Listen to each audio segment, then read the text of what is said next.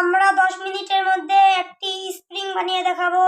মাত্র এইটুক মোটা তার দিয়ে একটা স্প্রিং বানিয়ে দেখাবো মাত্র 2টি উপকরণ ব্যবহার করে। নাম্বার 1, এই কলম ব্যবহার করে।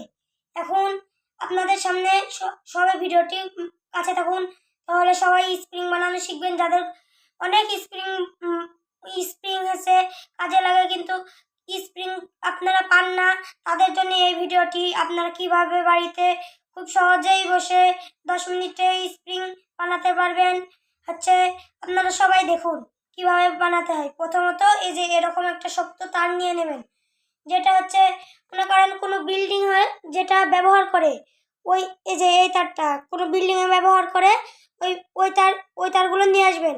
আসার পরে এভাবে শার্ট করে নেবেন। তারপরে যে এভাবে কলমের সাইজে করে করে নেবেন। এভাবে সবাই দেখতে থাকুন, আমি এত কথা বলতে পারছি না। এভাবে পেঁচিয়ে নেবেন। দেখুন একটু পেঁচিয়ে নিয়েছি, এখন আরেকটু পেঁচিয়ে নেব।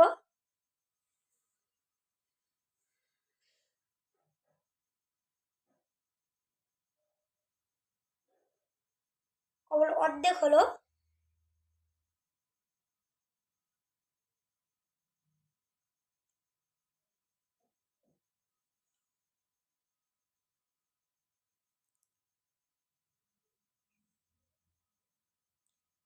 তো এইভাবে সবগুলোই পেঁচিয়ে নিলাম। এরপরে একটু এই যে এ তারগুলো, এই যে প্রথমকার তার, এই তারটা একটু সমান করে নেব। এগুলো সব এরকমই থাকুক, কিন্তু এই যে এ তারটা একটু সমান করে নেব এভাবে।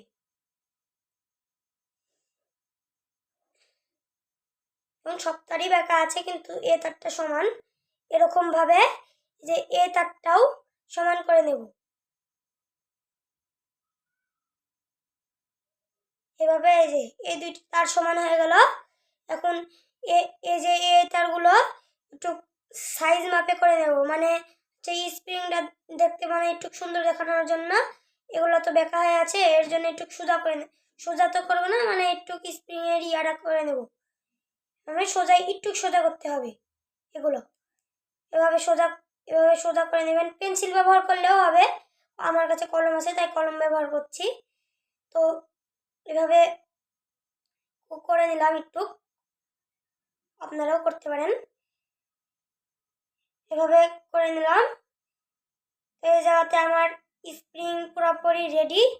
তো এই জায়গাতে স্প্রিং রেডি হয়ে গেছে। এই জায়গাতে এখন যে স্প্রিংটা একটু এখানে বসিয়ে নেব। দিয়ে পরে একটু এ সাইজের করে নেব। একটু বড় তার হলে নাকি একটু বড় হয়। আমার কাছে আছে ছোট তার, এর জন্য আমি একটু ছোট করে বানিয়ে দেখাই। তো একটু ছোট করার পরে আবার একটু করে নিতে হবে।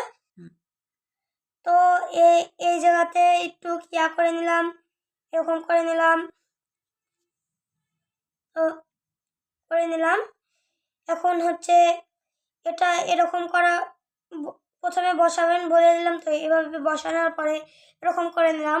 তো এটাতে আরও কয়েকবার এভাবেই একটু করতে থাকবো। তো এভাবে একটু করতে থাকবেন, মানে চেক করবেন যে এটা কি সত্যি স্প্রিংয়ের মতন কাজ করে নাকি।